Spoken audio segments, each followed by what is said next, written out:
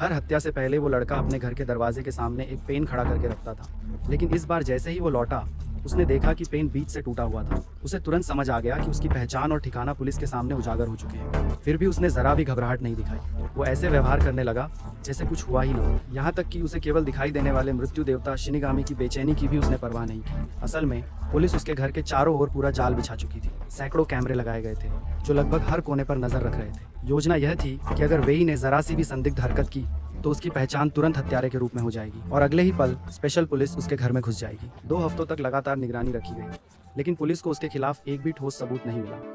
जब पुलिस निगरानी हटाने की तैयारी कर रही थी, तभी एक निजी जासूस ने दावा किया कि असली सीरियल किलर वेई ही है। उसका तर्क था कि जिस दिन से वेई पर निगरानी शुरू हुई, उसी दिन से सिलसिलेवार हत्याएं भी बंद हो गईं। इसका मतलब था कि उसे अपराध करने का मौका ही नहीं मिल रहा था। दरअसल वेई को संयोग से एक रहस्यमयी डेथ नोट मिल गई थी। इसके साथ ही उसका एक मृत्यु देवता से रहस्यमयी समझौता भी हो गया। उस नोटबुक में जिस व्यक्ति का नाम लिखा जाता, उसकी तुरंत दिल का दौरा पड़ने से मौत हो जाती थी। इतना ही नहीं, मौत का समय और स्थान भी लिखा जा सकता था। पुलिस को निजी जासूस की यह दलील काफी तार्किक लगी, इसलिए उन्होंने वेई को तुरंत गिरफ्तार करने का फैसला किया। लेकिन तभी टीवी पर अचानक कई नई मौतों की खबरें आने लगीं। हैरानी की बात यह थी कि सभी पीड़ितों की मौत का तरीका बिल्कुल पहले वाले मामलों जैसा ही था। जबकि कैमरों की रिकॉर्डिंग में वेई पूरे समय अपने घर के अंदर आराम से बैठा स्नैक्स खा रहा था। उसके पास हत्या करने का जरा भी मौका नहीं था। तो फिर सवाल यह था, अगर हत्यारा वही था, तो उसने बिना घर से निकले ये हत्याएं कैसे कर दी?